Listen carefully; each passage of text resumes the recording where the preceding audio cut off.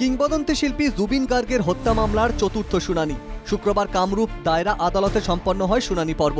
এদিনের শুনানিতে অংশ নেন সরকারের নিয়োজিত 5 আইনজীবীর বিশেষ দল।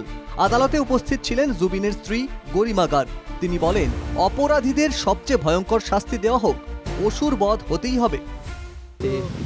একদম আটাইতকৈ যিটো মানে ভয়ানক শাস্তি হ'ব পাৰে সেইটোৱে শাস্তি দিয়ক। মানে অসুৰ বধ যিটো মই যোৱাবাৰ কৈছিলোঁ, অসুৰ বধ হওক, এই অসুৰ বধেই হ'ব লাগিব আৰু তাৰ বাহিৰে গত্যন্তৰ নাই।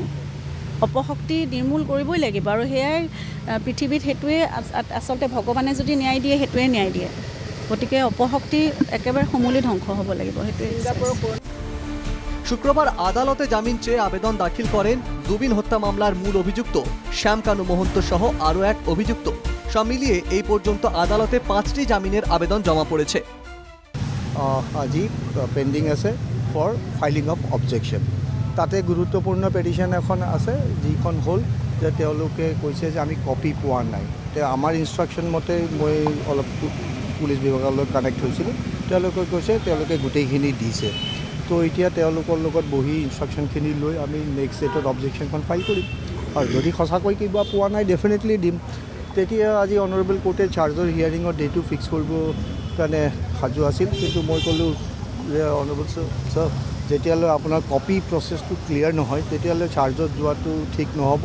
এইকাৰণে কালি তেওঁলোকে ক'ব প্ৰিজুডিচ ক্লেইম কৰিছোঁ, যে যিহেতু আমাক কপি নিদিয়াকৈ চাৰ্জ হিয়াৰিং কৰি কেনে চাৰ্জৰ অৰ্ডাৰটো দিলে, what ever order will be passed. আৰু তো সেইটো কাৰণে কোৰ্টে এই নেক্সট ডেটটো অবজেকশ্যন হিয়াৰিঙৰ কাৰণে ৰাখিছে।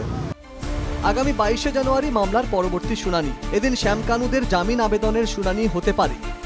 সরকারি আইনজীবীরা জানান, অভিযুক্তরা যাতে জামিন না পায় সেজন্য তারা চেষ্টা করবেন। অ্যাকশন দিম বুলি আজি আমি কোৰ্টক কৈছোঁ আৰু আমি এতিয়া চাৰ্জশ্বিটৰ গোটেইখিনি মেটেৰিয়েল চাই আইনৰ গণ্ডিৰে কেনেকৈ আমি বেইলটো প্ৰতিহত কৰিব পাৰোঁ সেইটো আমি চেষ্টা কৰিব লাগিব। হয় হয়, তেওঁলোকৰ আমাৰ আনন্দ ভূঞাই হৈছে অমৃতপ্ৰভা মহন্তৰ কাৰণে, আৰু আপোনাৰ ভিডিঅ' কনফাৰেন্সিঙত দিল্লীৰ উকিল আছে, কলকাতাৰ উকিল আছে। এদিনের শুনানি পর্বে কলকাতা থেকে ভিডিও কনফারেন্সে অংশ নেন শ্যামকানু মহন্তের আইনজীবী। অপরাধীরা শাস্তি পাবে তো? এই প্রশ্নের উত্তরে সরকারি পক্ষের আইনজীবী জানান, পুলিশ যেসব তথ্য প্ৰমাণ দিয়েছে তা দিয়েই তাৰা আইনি লড়াই চালিয়ে যাবেন। এইখিনিয়ে ক'ম যে লিগেল প্ৰচেছত এটা লিগেল ফাইট হয়, আৰু লিগেল ফাইটটো এনেকুৱা হয় যে জাজে দুই পক্ষকে শুনে তাৰপিছত জাষ্টিছ কৰে। এইটো নহয় যে মানে এক পাৰ্টিক শুনি কেনেহে জাজমেণ্ট দিব। তো যিহেতু যাৰ যি ৰাইট আছে, যি মৌলিক অধিকাৰ আছে, সেই গোটেইখিনি চাই কেনেহে কোৰ্টে ফেচলাটো কৰিব, ৰায়দানটো দিব।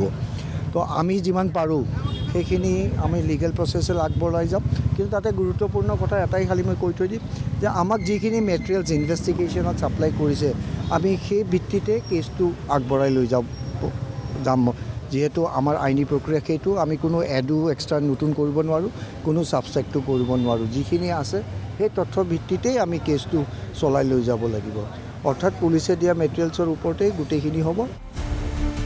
কতদিন ধরে চলবে এই আইনি লড়াই? কবে ন্যায় পাবে জুবিনের পরিবার? তাই হবে লক্ষণীয়। Bureau report, NKTV Bangla.